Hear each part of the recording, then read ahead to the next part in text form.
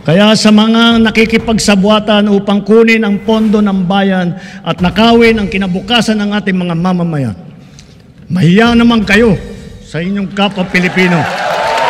Mahiya naman kayo sa mga kabahayan nating naanod o nalubog sa mga pagbaha. Mahiya naman kayo lalo sa mga anak natin na magmamana sa mga utang na ginawa ninyo na binulsan nyo lang ang pera. They're not stealing 1 billion. They're stealing billions. So, ang gagawin nila, binibili sila sa mga mamahalong 3-bedroom, 4-bedroom unit. 1 room into a cash vault, room vault. It's not. One particular third party na individual, sabi niya, sir, nalasik. Kasi sir, ako nagsaserve kay ako third party service provider nung isang congressman. Sabi niya, sir, nalasing.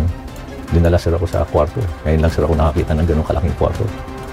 Kalaking hindi, may pera sa isang kwarto. Eh, mayabang sir yung congressman na yun. Meron nga dyan, ang trabaho niya, mangolekta lang eh. Kunwari na lang yung iba na wala silang kaalam-alam. Alam nila kung sino. Halos hindi nagamit ng mga politiko yung ninakaw nila. Na hindi ba magnanakaw sila para may magamit sila sa eleksyon. Diba? Ito, yung ninakaw nila, halos hindi nila nagamit sa eleksyon. And ibig ko sabihin, konti lang nagastos nila. No? Kasi, di ba yung mga AIX, AKAP, kung sinabi natin marami din, Pahirap kasi itong laban natin.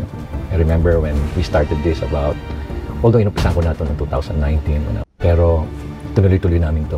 It's just like a broken window, di ba? Pinabayaan, hanggang lumaki ng lamat. Kasi walang nung din na nangyari dito. I remember the words of Secretary Babes na binabanggit niya sa akin. To sabi niya, natataranta na nga ako nung nalaman kong 10% yung, nung panahon ko, yung ina-address kong corruption doon. 10%, natataranta parang i-address.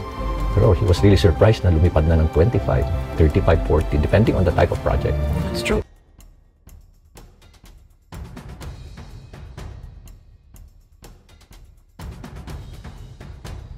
Kumbaga sa chain, sila yung pinaka-lowest eh. Kumbaga sa kwan eh, survival mode sila eh. Kailangan nilang project, kailangan nilang i-sustain yung kanilang kwan. Nagdidikta kasi is, magkano bang hinihingi nito sa taas? On the basis of that, doon na naman hinihingi nito mga nasa intermediate. Doon sila maglalaro ngayon, di ba? So, kalakaran, for you to win a project, magbibid ka. 3 lang ang criteria eh. Hindi naman yung 91, 3 lang ang criteria eh. Hindi naman lowest bidder o kaya net financial capacity o your paid up capital, naman yung tinitingnan. Unang criteria ay sino ang makakapagbigay ng pinakamalaking porsyento.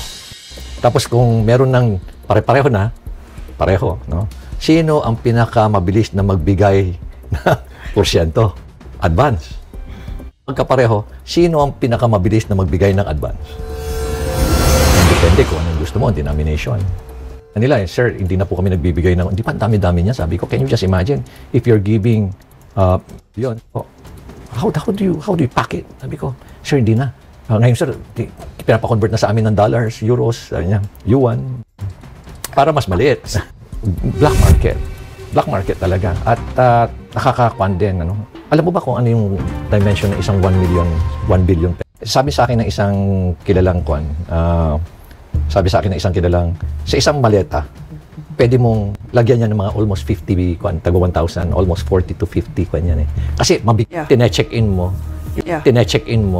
you can put in about 40 million. Yung large talaga, yung chine-check-in mo. So yun ang 50 million is the threshold for plunder. Yes, Pandarambong. So it just takes 50 million, one maleta. One maleta. Oo, to large luggage. Yeah, to to commit plunder, isang maleta lang. Alam mo ba kung anong dimension na 1 billion pesos? 1,000 pesos. 1.2 by 1.5 by 1.5. In short, 5 feet by 5 feet. At yung taas niya, 4 feet.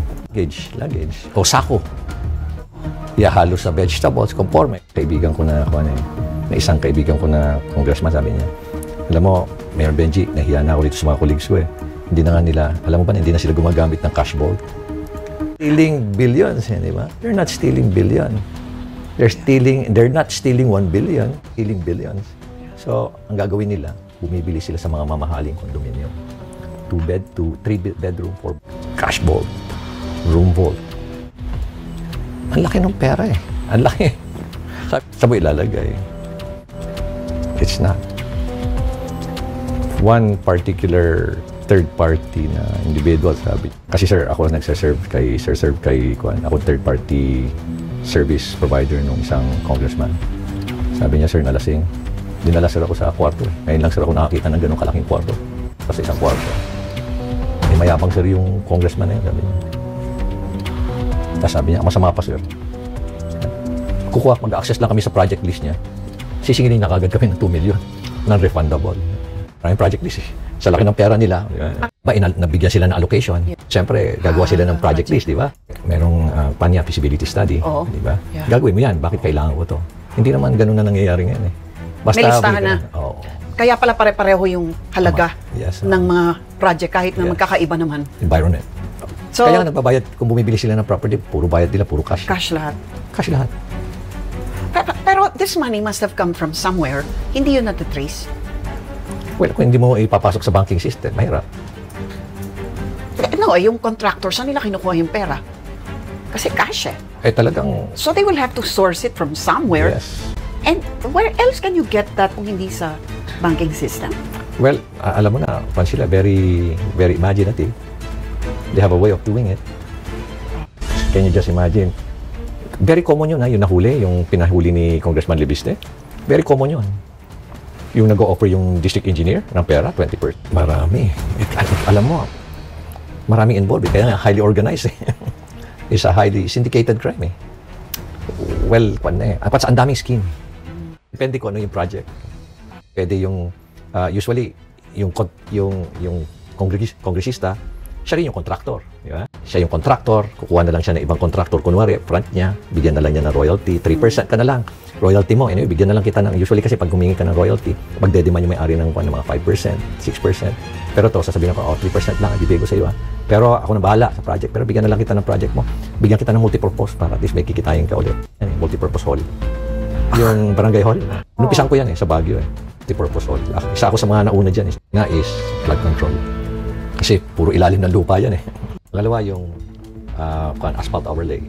Kasi yung isang asphalt yung instapave, ilang millimeter yan eh. Para makapal yan. Kasi pag pinisyon mo yan, lalagay ka naman ilang kilometers yan. So hindi nila lalagyan yan. Ilang beses ko naman binanggit na marami tayong mga congressman dyan na frustrate nga. They communicate with me. Sinasabi nila sa akin yung frustration nila. So, kung sinabi natin marami din. Natin banggitin yung percentage. Baka na naman gamitin na naman nila sa akin. Mga sinabi ni Senator Lacson, 67 ang certified na contractor dyan. So, 67 ba? Konti lang? Out of... Anong tawag natin sa 67? Iba pa yung mga... Iba yung contractor na naging congressman. Lalo kang congressman, kailangan contractor ka. Pangalawa is yung congressman ka na, saka nakita mo yung mga kapwa mo, congressman na contractor, masarap palang buhay. Naging contractor ka na rin. Iba pa rin yung kamag-anak mo, asawa mo, anak mo, kunwari na lang yun. Livelihood program. But sabi nga, balikan ko yung question na names. I will be placed under oath. Matagal ko na hinintay yung kanilang notice, wala pa rin dumarating. So, I will appear on occasions, in different interviews. Lagi ko sinasabi na, I will attend. Attend talaga ako.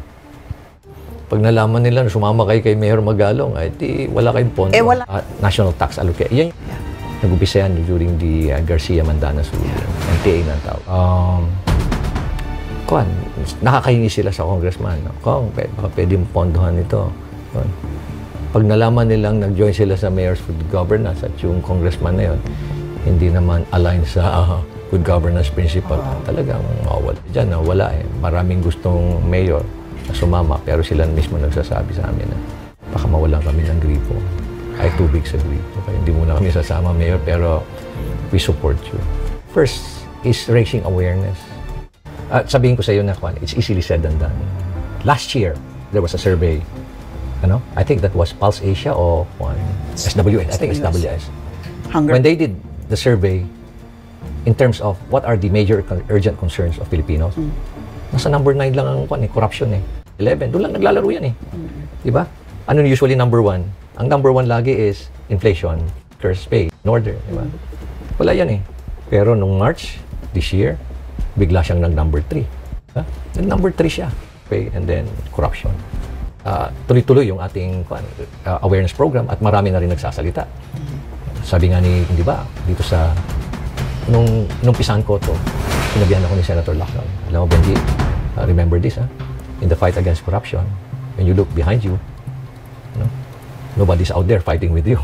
So don't get frustrated, sabi niya sa akin. And true enough, when I started this, yung aggressive na campaign 2 years ago, halos ko konti lang. An outcast, diba? Nagsisinungaling lang ako. Nobody, konti lang, naniwala, except po yung mayor of good governance, konti lang yan. Sinabi ni Senator Lacson, don't get frustrated. Because eventually, pag nag-raise yung awareness, tumaas yung awareness, people will finally realize, oops, ito na, ang dami na. Fairness, in fairness to the President, napakalang bagay yung mahiya kayo, naman kayo na message niya. Fast track, na-fast track lahat against corruption. Talagang na-heighten siya, tapos naliwanagan yung mga tao, bigla na lang, boom, ganun na pala. Dati-rati sinasabi na natin yung billions ang ninanakaw, pero konti lang nakikinig. Nakikita na nila yung... Alam mo ba na every time I'm invited to speak and I show them numbers, dati-rati, if you talk only about corruption in its general sense, okay lang, parang walang gano'n. After that, papalakpakan ka, tatayuan ka. Pero yung nabivisualize ba nila?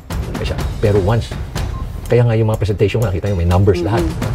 And how do I relate it to, how much is 200? Explain ko lahat siya. In layman's term, alam mo yung mga tao na maski ng mga general, mga businessmen, naluluha sila after my speech. Niyayakap nila ako. Naluluha sila dahil they felt so hopeless and helpless at nanggigigil sila sa galit. I was talking to several well-known finance experts. And talagang well-established yung kanilang reputation at 2 generation na maayos na presidente. Lahat, di ba? Tapos kung minsan, pag nagpaplano tayo ng anti-corruption, biglang nababago yan kasi meron isang grupo rin na iibahin niya Iibahin niya yung tema nung protest na yun From corruption, nagiging political. Gate o 50,000 mag-atin. Dahil nag-take over, pas naging political na yung tema. Wala, 3,000 lang. Walang impact yun. Sabi ko nga sa'yo, there's no short-term solution here.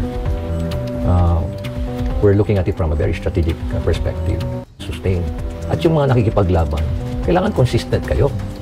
Kung good governance kayo, about ethical leadership, kailangan consistent. Ang problema naman kasi, yung iba, magaling lang magsalita sa umpisa.